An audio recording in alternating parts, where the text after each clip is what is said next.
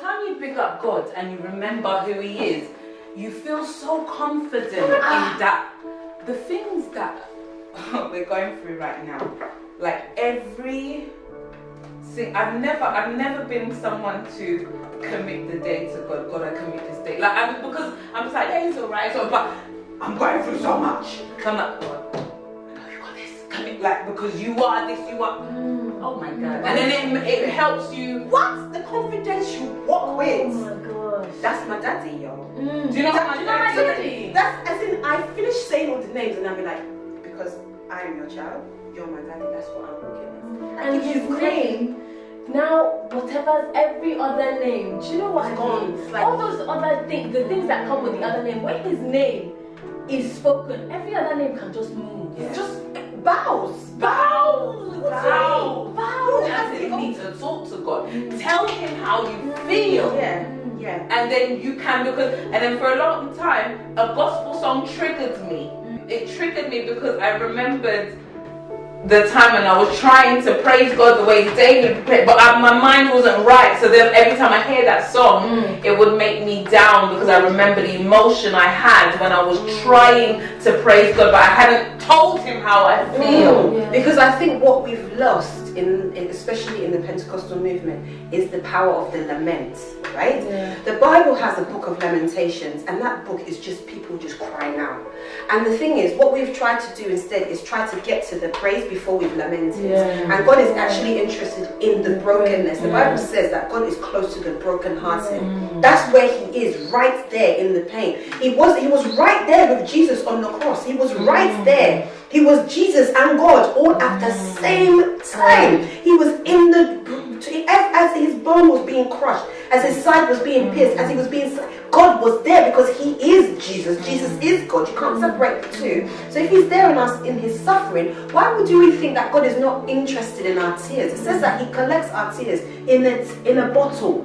He collects them. So there's nothing that we have cried that He hasn't seen. I feel like I need a weeping song. I need a moment to The power of the lament, because David lamented, Job lamented. These people came and they were like, do you know what, God, yeah? This is not fair. This is not fair, yeah? And then God was like, have you ever... And then I was like, oh, okay, sorry. I'll just correct myself, but it's still not fair though. And I feel like so many people are so wrapped up in this idea of what it means to be a Christian that they don't realize that God is not interested in this religious. He's not interested. What He is, and do you know something that my mentor said the other day? She was like, God is not interested in the length of your prayers. There is no way. Oh my God. Oh. And Heavenly Father, thank You for this food. Bless this food in Jesus' name. Amen. That's literally, and it's from my heart. I'm like, God, I'm so hungry and I'm so happy that You brought this food here right now. Hey, like in Jesus' name. Okay, let's look at the model of prayer Jesus gave us. The daily prayer. That Our Father. Read it. Tell me if it takes 10 hours, please. No, somebody should tell me now. But that is conversation. Even when Jesus was talking, he was like, God, I don't really want to go on this cross though. Exactly. You know, I'm not feeling it. Like, but I am here for you. do you know Jesus was rude, you know, sometimes? God forgive me. But No. He was right. He was like, how long will I tell you people, man? Yeah. Because when you look at it religiously, they make us feel like Jesus was this meat. No. Man. He went with horse whip. You know when He chased people out of the temple? Yeah. It wasn't like, oh, please go. No, He was He was like, lift him up. He was radical. I think Jesus was a radical. I think he was. He would not understand the He's character. like, they came, they're like, oh, this woman, she committed, and it's like, which one of you have cast the first stone? Ignore, blanking.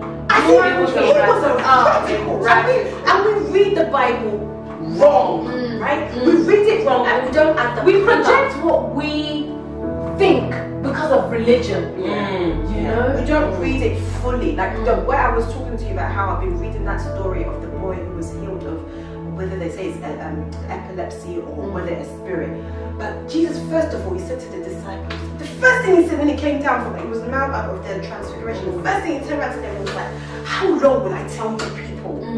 I was like, oh God, I know. Jesus, why were you like that? And in my head, I kept reading that verse. I was like, Jesus, now. And the man was like, oh, like, if, and it was so, as in, I can imagine Jesus offended. Because the father said to him, like, oh, look, your disciples tried to heal this boy, but they haven't. And this boy is being tossed, to and fro, and I can't heal him. He said, but if you can help us, you know, please, if you can. Jesus was like, I can imagine him saying, Behold me. If.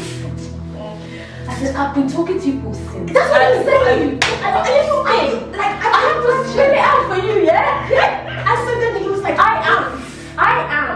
Since I've been on the parable I've been speaking, it's going over your head. let me just say, I am. And then he was just like, what do you mean if?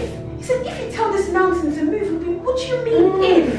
And then anyway, the guy, and you know what tripped me even more was that the demon started shaking at the sight of Jesus. Yeah. Not that Jesus saw the demon. I was like, wait, hold on. Jesus didn't look at the demon. The demon at the sight of Jesus inside that boy started trembling. That's how much authority he carried. He didn't even have to. The demon. So it made me think that, you know what? Sometimes when we go into places and we're wondering why people hating me like that, because they see things about you that you don't even see. Like as in what you carry. Sometimes when I walk into a classroom, now that I'm thinking about it, I'm like, yeah, of course these kids are gonna act because whatever is doing them can see what I'm carrying, and I can't see the light. way more than, and we can't even see what we are carrying. Oh my We cannot see what we're carrying. It's throwing up and it's fitting and everything, and then it was on the floor, and everyone, it says in the Bible, so everyone presumed that the boy had died. So I was sitting there reading the scripture, and I was like, I said, do you know, sometimes situations get way worse than before they get better. God, sometimes things have got to get this bad. And then what made me so amazing about this parable is that everyone thought he was dead. Jesus didn't speak. Jesus reached down, picked him up. And I thought, do you know what, God, you're such an amazing God that nobody even had to say nothing. Nobody even had to say, Jesus, can you heal? Jesus, this guy is dead. You're so amazing that you will reach down into my situation and pick him up.